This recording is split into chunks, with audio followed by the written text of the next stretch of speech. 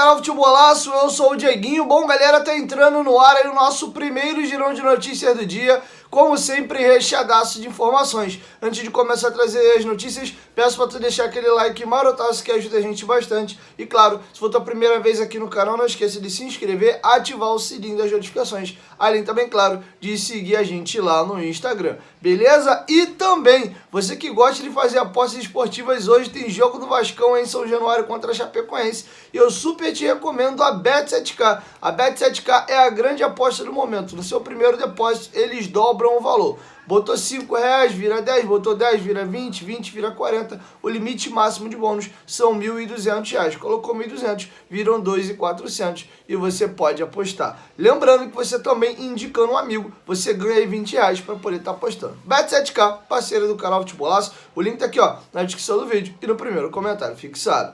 Bom, galera, vamos trazer algumas informações importantes. Primeiro, a situação do ponta aí, Bruno Tubarão, do Red Bull Bragantino, de 27 anos de idade. Temos duas informações. A primeira, do companheiro Vene Casagrande, de que o Bragantino já teria liberado o jogador para negociar com o Vasco da Gama e faltava um acerto entre as partes para o negócio se concretizar. Porém, o companheiro André Hernan, também um outro jornalista ao qual eu respeito muito, deu a informação de que o Bruno Tubarão aceitou a proposta do Vasco e já tinha chegado no consenso ali dos valores. Porém, ainda faltava a liberação do Red Bull para o negócio concretizar. Sem a liberação da equipe de Bragança Paulista, o negócio não aconteceria, mas o jogador e o Vasco já estariam fechados. Então tem duas informações distintas aí. Eu vou correr atrás e tão logo ter a nova informação sobre a situação do Bruno Tubarão, eu trago para vocês aqui no canal. Beleza? Inclusive o companheiro Marcos Jacob, sendo do Detetive Vasco, eu também respeito muito. Chegou a conversar com o staff do jogador e disse que o jogador vê com bons olhos uma saída do Red Bull, já que ele não vem tendo muitas oportunidades no atual momento. Beleza? Vamos agora falar da partida entre Vasco e Chapecoense. E nós temos algumas nuances interessantes aí para trazer para vocês. Primeiro, pode ser a última partida do Vasco no atual modelo administrativo, que é do Clube Associativo Sem Fins Lucrativos. Está marcado para o próximo domingo, dia 7 de agosto, a AGE. E se não acontecer nenhuma reviravolta na justiça durante a semana, a AGE vai ser votada domingo. E pelo que a gente tem sentido aí das votações internas do clube, sentimento da torcida do lado de fora, a probabilidade aí da SAF ser aprovada, da proposta da 777 ser aprovada, porque a SAF já está aprovada no Estatuto do Vasco, é praticamente pulo de 10. Deve ser aprovada até, provavelmente, com a margem superior a 90%. Beleza? Então vamos aguardar o decorrer da semana, mas esse jogo com a Chapecoense pode estar sendo o último jogo da história do Vasco como modelo associativo, e o jogo da Ponte Preta, sem ser essa terça-feira agora, a outra, o Vasco pode já ser clube empresa, e aí a 777 sendo dona de 70% da SAF dos Gigantes da Colina. Beleza? Falando do jogo agora, o Vasco, a gente nunca espera um jogo fácil contra equipe alguma. O jogo contra o CRB foi um jogo decidido de certa forma até tranquilo, se não tem um gol anulado ali também, né? Diga-se de passagem, poderia ter tido outro enredo, na partida, mas esperem ainda mais dificuldade para o jogo de hoje. Eu explico por quê. A não ser que, né, o jogo é jogado, lambaré pescado, pode ser que chegue em campo, nada disso se confirme. Mas a Chapecoense, junto com o Cruzeiro, são os dois melhores visitantes do campeonato. A Chapecoense tem 11 jogos disputados fora de casa, 4 vitórias, 4 empates e 3 derrotas. Ela só perdeu 3 de 11 jogos jogando fora. E o que é estranho na Chapecoense é que a campanha dela em casa é muito ruim. Não à toa, ela está próximo da zona de rebaixamento. E o bizarro é que se ela tivesse uma campanha alta em casa, ela estava brigando na parte de cima do campeonato. Tem uma campanha fora de casa melhor que a do Vasco, por exemplo, que é o vice-líder. E o mais estranho ainda é que a Chapecoense sempre foi muito forte dentro da Arena Condá. Ganhar lá sempre foi muito difícil. E eles estão com aproveitamento muito baixo em casa, aproveitamento alto fora de casa. Vai entender as loucuras do futebol. Fora de casa, a Chapecoense se recolhe toda, se fecha toda e joga no contra-ataque. Estilo de jogo muito difícil para o Vasco. O Vasco vai muito melhor quando o adversário ataca e ele reage. Então, Vai ser duro hoje a partida, como dizia o Ricardo Sapinto, vai ser duro até o final. Enfim, vai ter também São Januário lotado, expectativa para a estreia de Alex Teixeira e também a pressão muito forte, né, daquela ansiedade de Teixeira entrar, fazer um gol. Enfim, o próprio Alex Teixeira pode ser aí um trunfo para o Vasco. E eu vou cantar a provável escalação para vocês. E segundo o GE, o Alex Teixeira deve começar no banco de reservas. O Vasco venceu por 4-0 o CRB e o Emílio Faro deve repetir o time, que jogou com o goleiro Thiago Rodrigues, na lateral direita Léo Matos, na dupla de zaga Quinteiro e Anderson Conceição. Tem a possibilidade do Gabriel Dias ganhar a vaga também, mas está em aberta lateral. Na esquerda Edmar, Yuri Lara e também Andrei, Nenê, Armando Figueiredo e Peck nas pontas e Raniel na frente. E o Vasco tem alguns jogadores pendurados, se tomarem o cartão amarelo, estão fora da partida contra a Ponte Preta. Quinteiro, Yuri, Nenê, Matheus Barbosa e Palácios.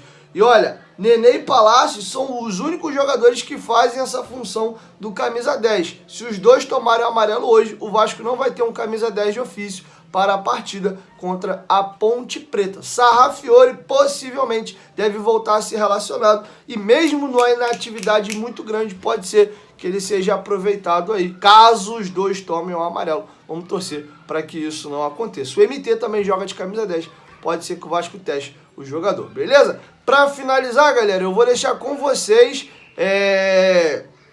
o Edmundo comentando alguns temas importantes lá no canal dele no YouTube, o Mundo Ed. Ele vai criticar Jorge Salgado, vai criticar Carlos Osório, vai falar da importância dos crias da base e vai comentar o atual momento do técnico Emílio Faro, vai comentar também um pouco do trabalho do Maurício Souza e se ele acha que o Emílio Faro deve ou não ser efetivado. Com vocês, nosso grande ídolo, Edmundo. Falar especificamente do presidente de hoje, né?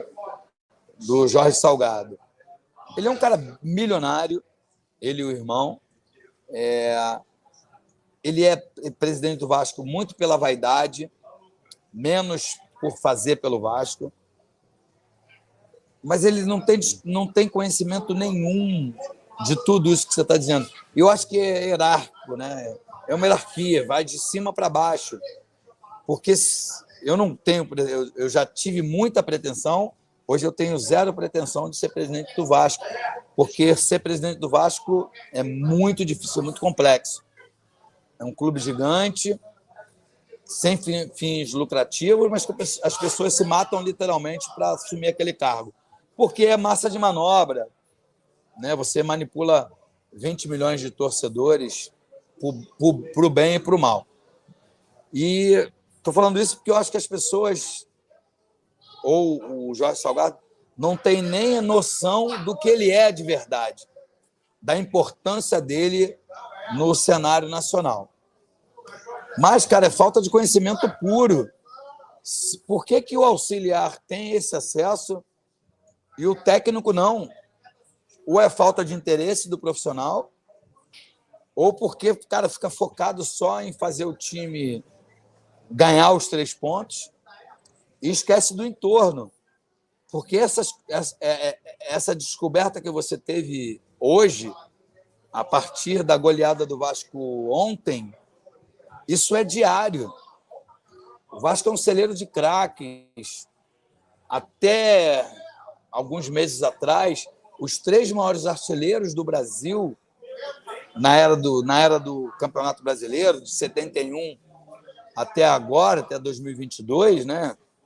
51 anos,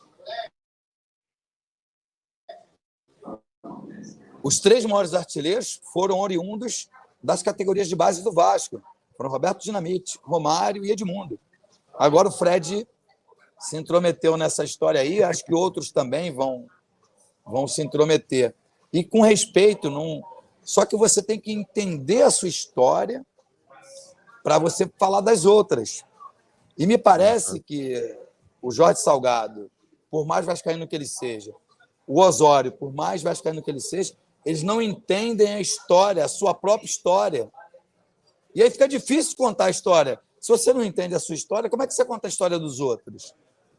É mais ou menos o que, como eu vejo, é resultadista ao extremo. Entendeu, Gui? O Não, resultado é entendi, bom, tá claro. tudo bem. O resultado é bom, tá tudo bem. O resultado é ruim, tá tudo ruim. Não é assim, cara. Tem uma história. O Vasco foi o primeiro clube do Brasil a aceitar os negros, sabe? Uma história de inclusão bacana pra caramba. O estádio de São Januário foi construído pelos torcedores, pedra sobre pedra, literalmente, com esforço de cada torcedor. Isso tem que ter valor no cenário nacional. Não pode ser só um clube de futebol que deve alguns milhões de reais por uma má administração de alguém De anos, né? vaidoso no percurso, sabe? A história é muito maior, entendeu, Gui? Você já Falar. ouviu o ditado de que a voz do povo é a voz de Deus? Sim, com certeza. Você precisa ouvir o grito da arquibancada, sabe? Você precisa ouvir o que as pessoas estão dizendo. Eu nem sei se o Emílio Fialho ele está preparado, Emílio Faro, na verdade. Não sei nem se ele está preparado para ser técnico de um gigante como o Clube de Regatas Vasco da Gama. Não sei, não quero Aham. entrar nessa discussão. A verdade é que ele dirigiu o clube, dirigiu o Vasco por 3 vezes, teve 3 vitórias. Então, algum sucesso ele tem, algum mérito ele tem. Ele não é Com qualquer um. certeza. Eu sou a favor, mas ele precisa ter respaldo. A gente falou sobre isso quando o Pedrinho participou aqui da nossa live. Eu tenho a camisa do Vasco, para mim, e respeito a opinião dos outros, é a camisa mais bonita do Brasil. E ela é da capa. Mas se você fizer uma enquete com o torcedor do Vasco, o torcedor queria que fosse da Adidas ou da Nike, porque o Vasco pensa grande, mas acho que os dirigentes pensam pequeno. E quando contratam o Maurício Souza, que é uma incógnita, nunca teve uma experiência como profissional, eles Foi do nada, né?